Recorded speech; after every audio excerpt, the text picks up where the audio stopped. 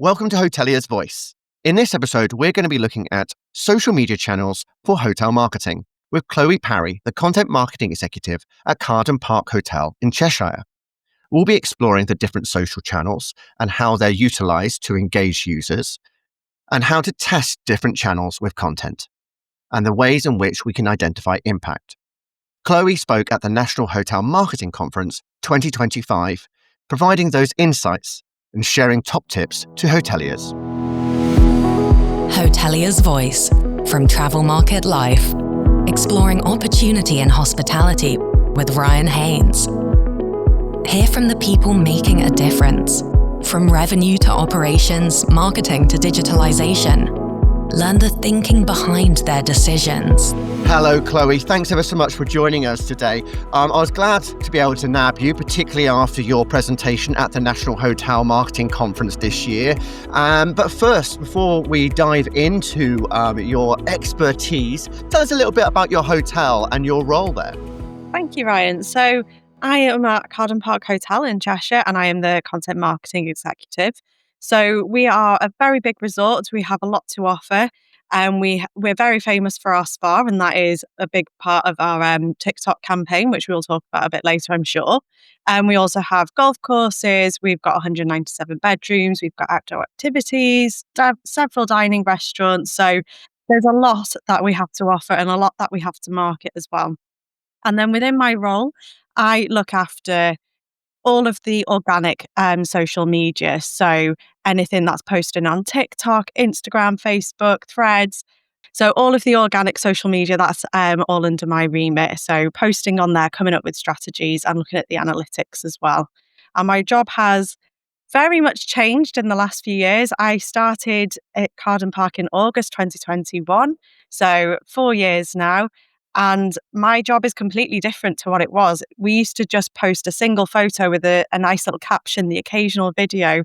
And now my role is mainly creating videos and creating this amazing standout content and going out and getting the content and photo shoots as well. So it's really evolved along with the social media.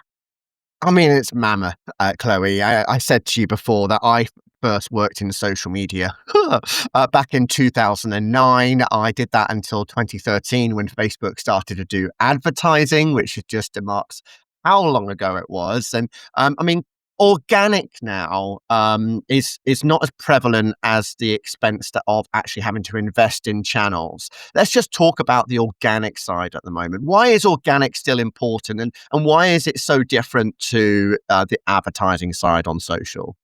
Yeah, of course. So I think organic is still so important because that is how people discover you as well. You know, it's not just because of ads. They may have seen an ad, but then they'll go onto your Instagram or your Facebook or wherever, and they'll be looking at your feed. I mean, I do it myself, and especially if I'm booking a hotel or, I'm looking to go on holiday somewhere, I'm looking at like the best places to go. So I'm looking on social media to find out if I want to book that place, if I want to go see this place. So it's still very much relevant.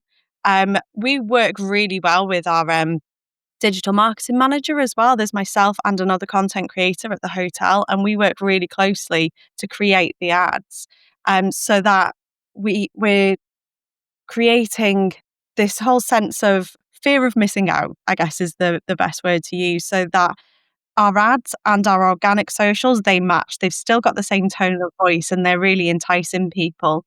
And, people do still discover, especially now. If you look on your own Instagram, you don't really see as many of your friends or your people that you follow posting on there anymore. They're still posting, but most of your feed will be from recommendations that Instagram is pushing out to you. I know. Chloe, I was incredibly disappointed about that. Now, if anybody knows me and the podcast, they can check out the Travel Market Life monthly reviews. And one of them, we looked at social media trends, and I was very disappointed by the social media algorithm changes. But we're not diving into that today because someone can go and listen to that podcast. But these channels and this organic, it's great to see that there is a need for you guys to work very closely and collaboratively together in-house. But you talk about these assets and it's become much more multimedia led. let's look at each of your channels that are really on your priority list there at the Carden Park Hotel.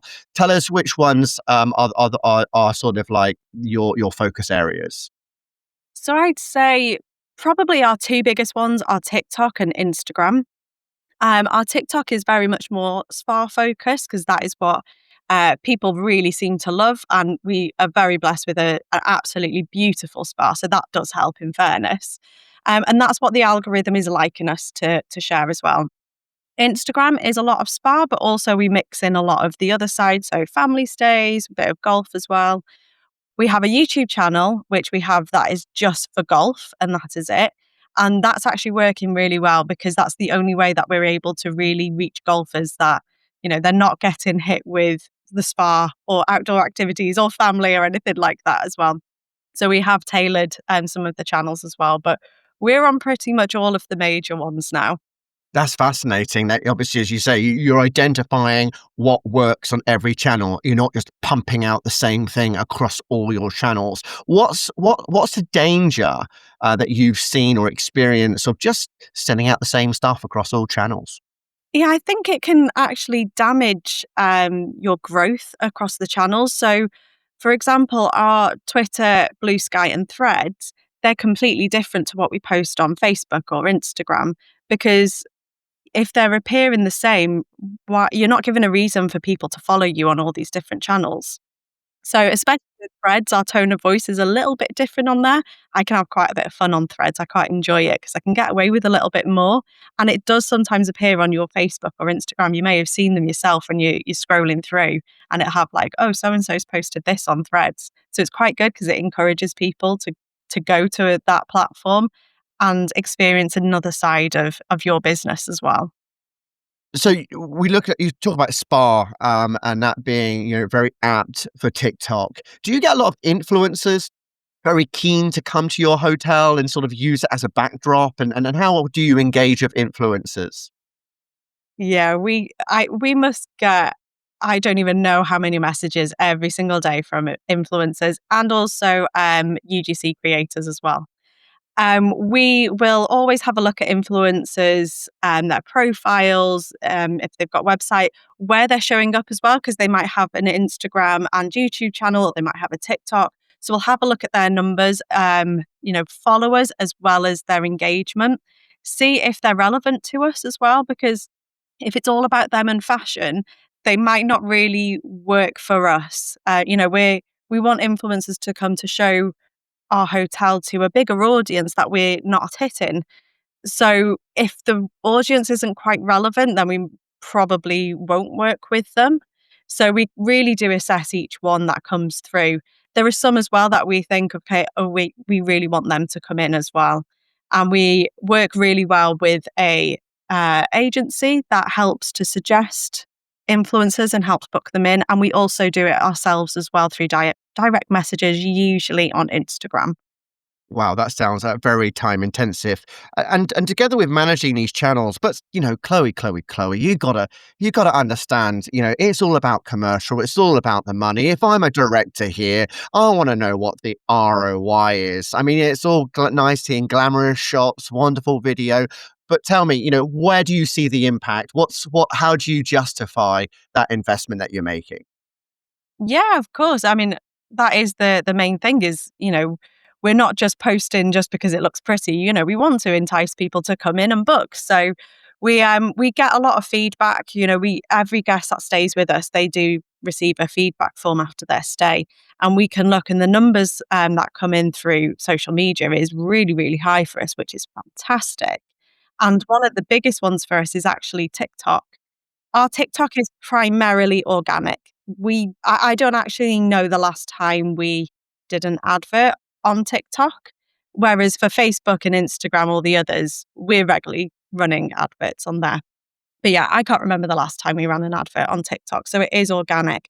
And we're hitting like some of our videos, one's got 4.1 million views, and that's all organic. We've not had to put any money. So it's fantastic for us because we've not had to spend anything at all, and it's just all money coming in, really. And I'm not saying that all of those 4.1 million people are booking. It'd be fantastic if they did. I'm sure, commercial would absolutely love that. But we do see that as soon as a video goes viral, our website views are going up, the bookings are going up, the calls coming into reservations are going up, and then the feedback is also supporting that as well. And we see it directly through our messages as well. So one of the things that we do, and our operations team always tell us to stop doing this, but if we're doing a TikTok video that's romantic breaks in the UK, we'll set up a really romantic shot in one of the bedrooms with heart-shaped balloons and candles and everything. And people are messaging us saying we want that, which is great because we can deliver that as well. But you do see the influence just through the direct messages themselves. That's brilliant. I mean, it's one of those things, isn't it, that in this sort of content, in this world of content and social media, and the changes, particularly in roles from being creative, but also needing to have that impact. Data is so important, and you're talking about these views. Just tell us, as a content marketing executive, what data are you looking at, how you're using it, and how you're starting to really understand that, and the impact that's having on the business. Yeah, of course. So we have a look at all of the analytics, and we do it pretty regularly. We report monthly, but we will also look at it weekly as well to see what works. We will speak with our commercial team as well because we want to make sure that the messages going out also support the business at the time. So, for example, we have a ladies only spa day coming up. So, we need to have a look at those numbers and see how our last videos and last posts have done, where we can make improvements as well. And so we're always looking at the data. We use a third party scheduling app called Loomly. So we'll have a look at it there, but we will also go in directly into each platform itself as well. So we'll look at Instagram, we'll look at Facebook and have a look just in case there's any slight differences that aren't coming through on Loomly as well. So channels change. Channels have been around for a while. We've seen those come and go. Facebook is pretty old. YouTube is certainly, I think 20 years old or something, isn't it now? How are they evolving? How are they changing? Yeah, I mean, YouTube is actually a great one because I was speaking with someone and I watch YouTube probably every single day, but I am watching long form videos and I always watch it on my laptop or on the TV. And they were saying that they only ever watch YouTube Shorts now, which is basically their version of TikTok. So they're just watching YouTube Shorts and they're watching it on their phone. And that's completely different to what YouTube used to be when it came out 20 years ago, where it was just these long form videos. And so it's really quite interesting seeing that. Definitely, TikTok has had a huge influence across social media. And not just TikTok, I do think the COVID-19 lockdowns also had that influence because that's why TikTok grew basically. So we are seeing a lot more videos everywhere now. Facebook is now turning every single video you post into a reel. So every channel is basically pretty much every channel, Threads isn't, but every other channel is pushing out video more and more. Now, new channels are coming along. You mentioned Threads and Blue Sky, which is now the competitor to X, or Twitter, as is known. Tell us about how you're testing new channels and what is your approach you take? Because I guess you can't just go all in at once, can you? No, not really. It does take quite a bit of learning because each channel is completely different. So Threads and Blue Sky, they are pretty much Twitter. And I'm always going to call it Twitter. It's never going to be X to me. I agree. Um, but yeah, I can't get on board with that. But yeah, they are pretty much Twitter, but they will still have their own algorithms as well, and they'll have a different community. So there's more and more people leaving Twitter and they are jumping over to Blue Sky and they're jumping over to Threads as well. But you need to adapt. So what I found, we've only just recently joined Blue Sky. What I'm finding is that it's actually a bit difficult for me to post photos on there because the photo size needs to be really quite small. I think it's about 950 kilobytes, something like that. So I'm constantly having to resize them, which is a lot more time for me to do. Whereas if I post a video, then that's easy. It'll just go straight onto Blue Sky and they are I think they've either got now or they're about to introduce a video-only feed. So they are pushing that video. Threads, on the other hand, isn't pushing video, and more of the text-based posts are what work best on there as well. So it's learning and understanding each channel as well.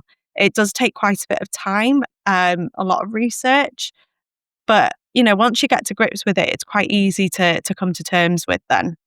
And dare I ask a dreaded question, but it's a topic of conversation for nearly every conversation. AI. Where do you see that? Within social media, there's been a lot of talk that it can be used to generate content and assets for all the different channels without you having to go through that manual effort. Perhaps being able to optimize content. Do you guys use it at all yet? Are you exploring ways in which AI can help?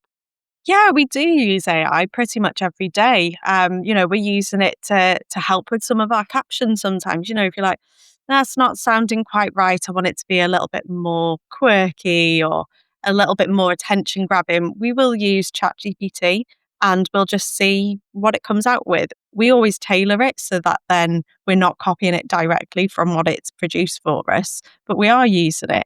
We're also experimenting with turning photos into videos as well. So far, I haven't quite grasped it, I will be honest.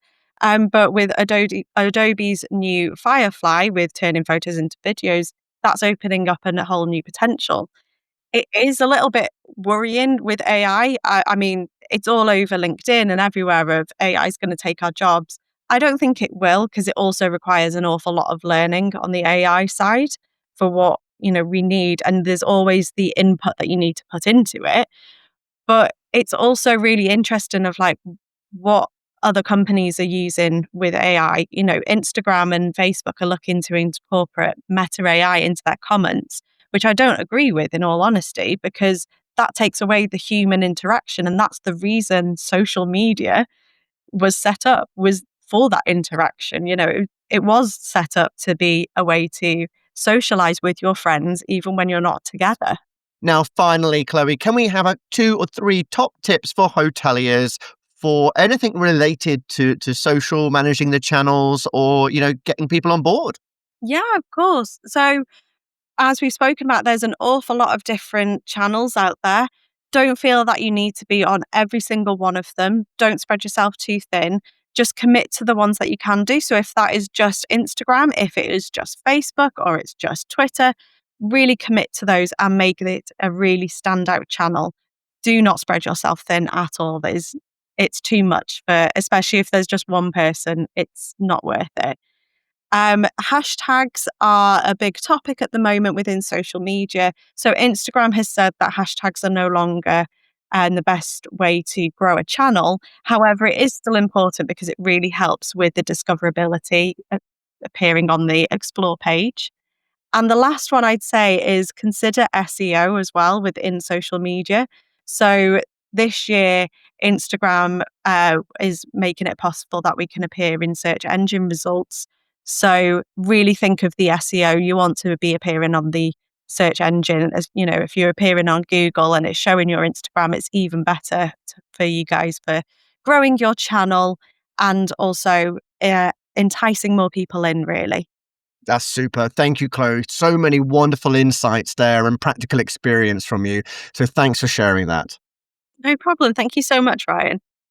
So very pleased to have been joined there by Chloe Parry, the Content Marketing Executive at Carden Park Hotel. You can check out more of Hoteliers' Voice on travelmarket.life. Subscribe to our newsletter for the latest updates, but more importantly, all our events, because I'll be doing many more events, and I will be at the Independent Hotel Show London with 2 sessions across 2 days. So please check that out. I'm your host, Ryan Haynes, and thank you for listening.